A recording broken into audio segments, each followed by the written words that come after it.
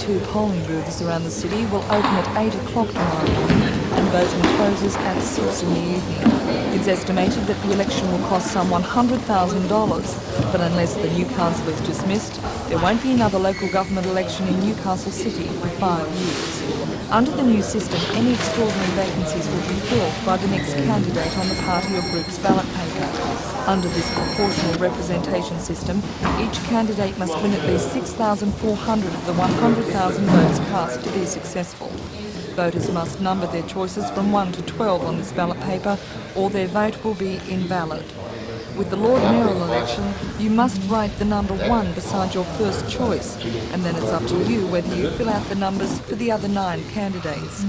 Under this optional preference system, a candidate must gain 50% of the votes to be an outright winner. Otherwise, counting may go to preferences. So how long will it take before we know who our new Lord Mayor and Aldermen are? Returning Officer John Moss. If a candidate were to obtain 50% of the first preference votes cast, he would be elected outright. If not, then we have to go into a preferential count. That could take time up to Monday. I would anticipate we would know the Lord Mayor on Monday. The aldermanic count is a little more involved, but we hope that certainly by the end of next week we would know who the 12 aldermen will be. Some 5,000 people will not be able to attend polling booths tomorrow, and so they've recorded their votes in 2 other ways. The pre-polling postal votes will be counted on Sunday, but the 5% of the total votes could be a crucial factor if the election is a close one.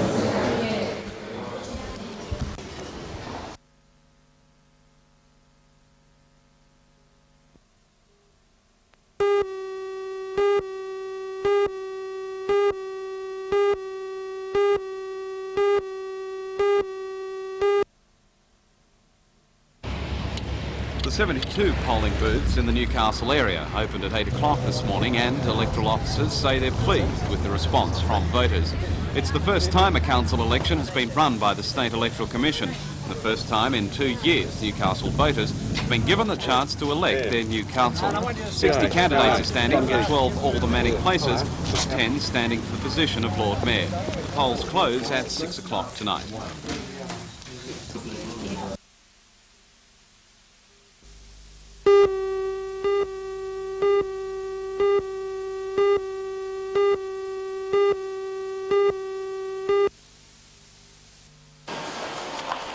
Working in one small area of the Hunter Street Mall this morning, the Immigration Department employees had collected more than 300 signatures on a petition. Immigration, and I don't know if you've heard, they're closing our office down here, and our staff members, we're trying to keep this open. We want people to help us by signing a petition. Yes, I have heard of that.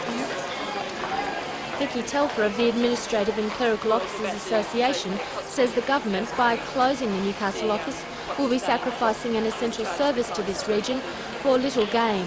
Well, the department has said that the office costs $250,000 all up. What we say, though, is that the people who use the office are quite often charged for the services that are offered, and that's about $230,000, so the net cost is about $20,000. And part of the cost, I mean, the people are still going to have to be employed in either Newcastle or Sydney, so the major saving will be basically the rent of the office. The ACAO will be making a representation this week to the Minister for Immigration, Chris Herford, on behalf of Newcastle and the 5 other regional offices to be closed in the post-budget squeeze. At this stage, they say they're optimistic the Minister will overturn the decision to close the Newcastle office. If he doesn't, they say, their colleagues in Sydney will place bans on processing work from closed regional offices, and they'll refuse to handle any of the work involved in shutting these offices down.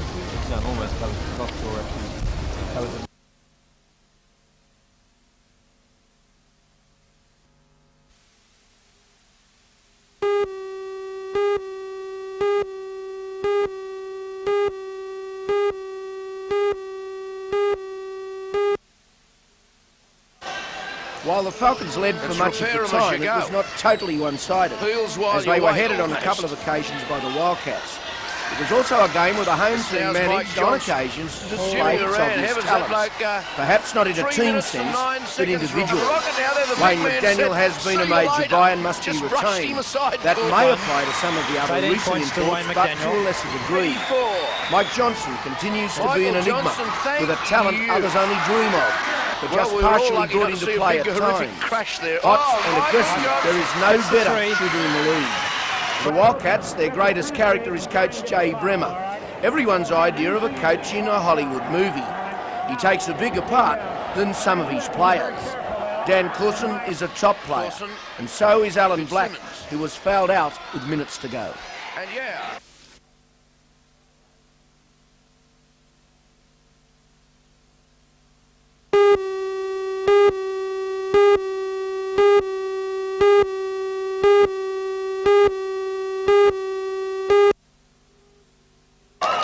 The auditorium at the Belmont Sportsman's Club was filled with Merry Lakes supporters last night as team captain Rip Taylor led an impromptu victory lap. Lakes had plenty of reason to celebrate. It's their second premiership win in a row and their hardest fought, so team members could be excused for feeling just a little weary and very satisfied with their performance. It was left up to the fans, young and old, to do the bulk of the celebrating. Across town at South Leagues Club, the celebrations were even more boisterous.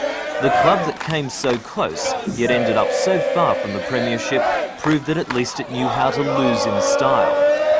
Supporters say the club may be down, but is not out. South, they say, are going to win the premiership in '87.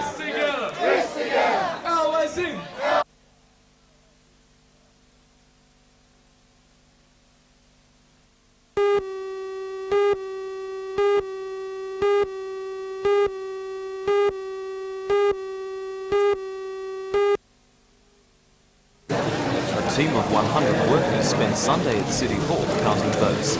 The count has taken longer than expected, but the makeup of the council could be known by sometime this afternoon.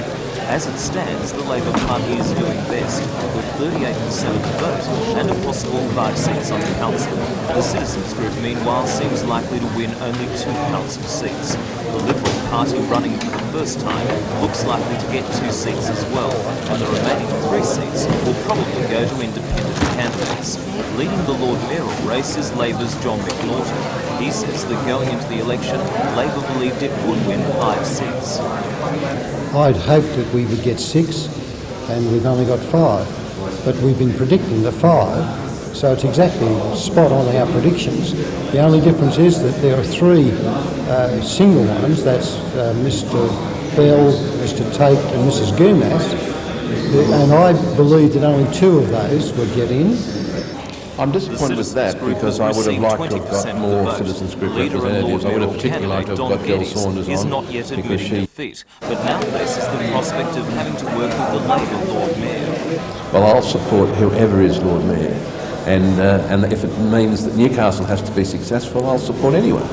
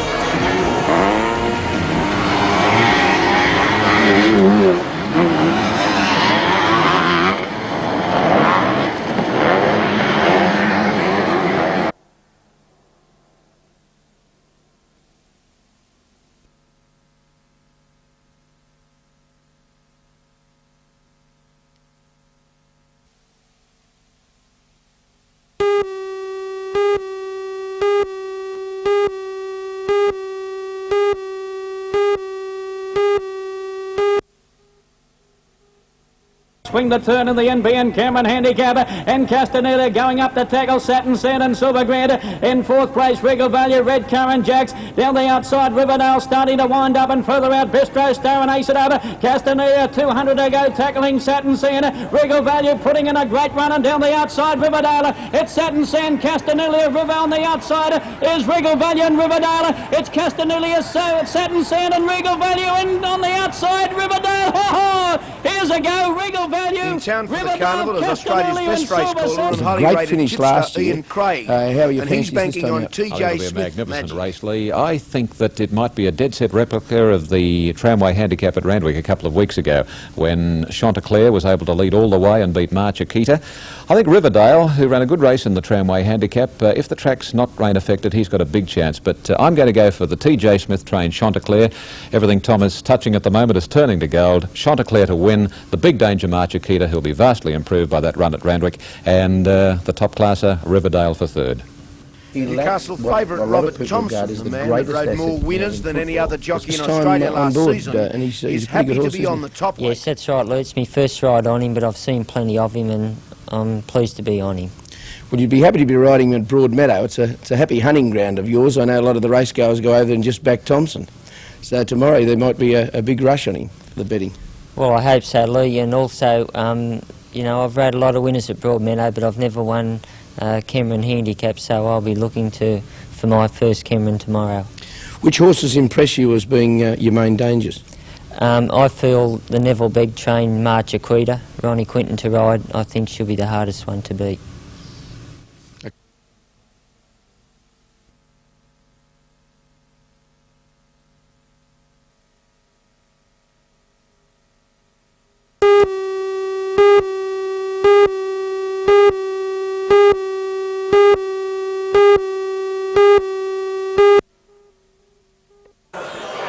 On the final count of primary votes, the Labor candidate was ahead of his closest rival, Don Geddes, by more than 13,705 votes. And after the distribution of preferences today, the 47-year-old surveyor is set to don the Lord Mayoral robes.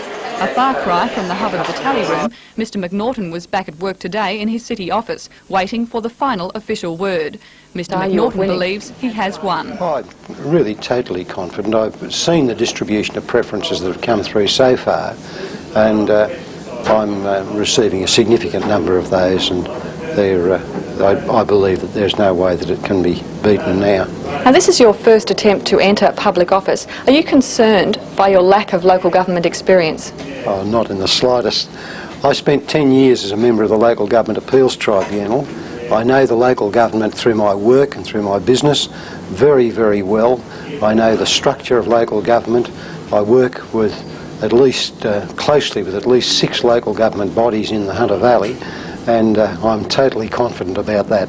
Yes, but Mr McNaughton's main rival, Don Geddes, says he will not yet concede defeat. No. When the final count's finished, that's when I concede defeat. It's expected to be several days before the successful candidates for the 12 council seats are known, though at this stage it's likely Labor will win 5 seats, the Citizens Group 2, the Liberals 2, while Independents Margaret Gurmas, John Tate and Vic Bell are also close to winning seats. Of the poll itself, the State Electoral Commissioner, Ian Dixon, says he is satisfied with the turnout by voters, with 80% being fairly average for a local government election.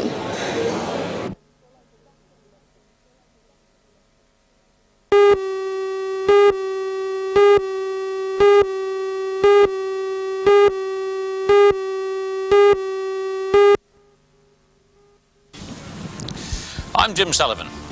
This rifle has the same firepower as an AK-47, the terrorist's favourite gun, and yet this rifle is being sold openly in Australia for a little over $400. Even worse, it can be modified to be a fully automatic machine gun by the simplest modification. You must see this disturbing report. Join Ray Deneen and Anna Manzoni for all the news tonight at 6.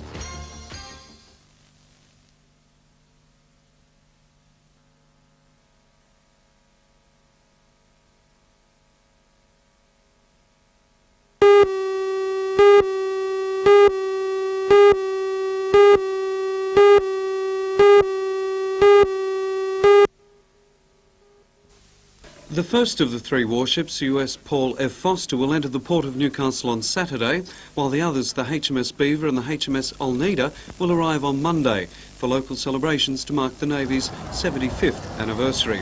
All 3 are nuclear capable. It's believed the US Paul F. Foster will be armed with ASROC missiles and the HMS Beaver with nuclear depth charges on its Sea King helicopters. Whether they will in fact be carrying such weapons or any others will probably never be known. According to the Fleet Commander of the Australian Navy, Rear Admiral Ian Knox, the captains of these warships are under no obligation to tell anyone about what they have on board. I can't answer that question. It's their government's policy not to confirm or deny that they're carrying nuclear weapons. I don't know. So will the Australian government know, though, whether these ships will carry weapons into the port of Newcastle? No. No. Do you think Newcastle people should be worried then about the possibility of a nuclear accident while these ships are in port? No, I don't. The risks are absolutely zero of this happening. The United States has done a tremendous amount of work trying to get one of these weapons to explode and to have a nuclear detonation out of a weapon. The safety factor is such that this cannot happen. Rear Admiral Knox was in Newcastle to address the Businessmen's Club about the role of the modern Navy and to raise interest in the Navy's 75th anniversary, which will be celebrated over the next month. Monday the 29th of September.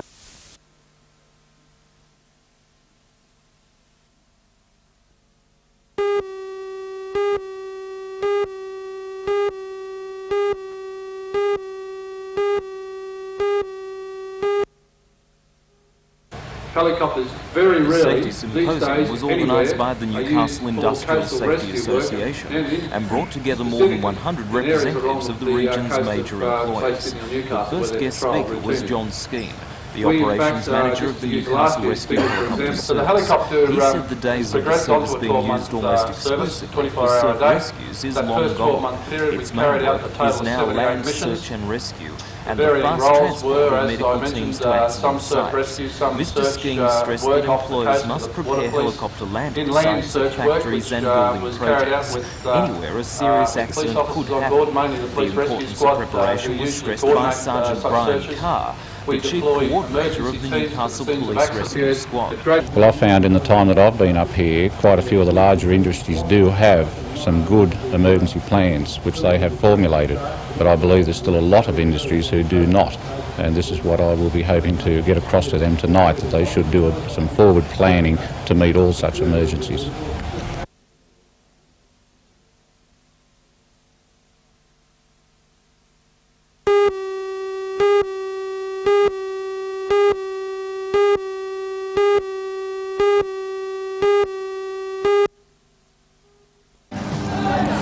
I'm Melinda Smith.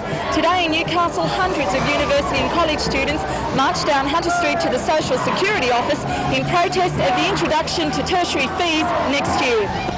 Join Ray Deneen and Anna Manzoni for all the news tonight at 6.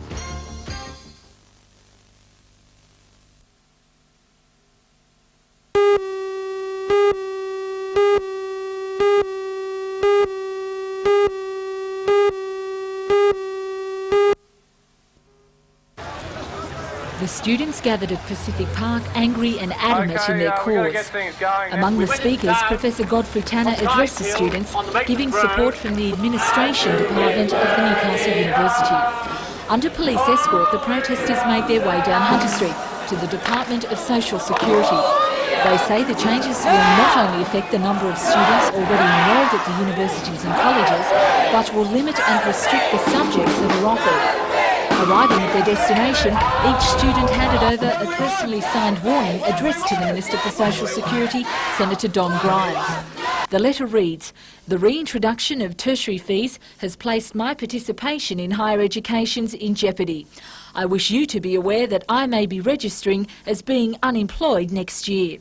The students say the extra $250 will be added on to existing fees totalling more than $450. They say it won't stop there. Susan Ryan has already said in a press release that it's going up by at least 20% next year. We think it'll be more than that. They'll do the same as they did with the overseas students' fees. They're now paying $4,600. It's not going to stay at $250 now. So what's going to happen to the students? Are we going to see them leaving our universities and colleges? I don't. They're leaving, they'll be rushing out. They already are. Meanwhile, Newcastle's College of Advanced Education is calling for mature-age students planning to undertake tertiary studies to enrol now. Despite the introduction of the fees, Deputy Registrar Bob Weir says he expects enrolments to be only marginally affected, and existing resources will have to be used to aid those who need it most. How will the college assist those students who perhaps can't pay the entrance fees?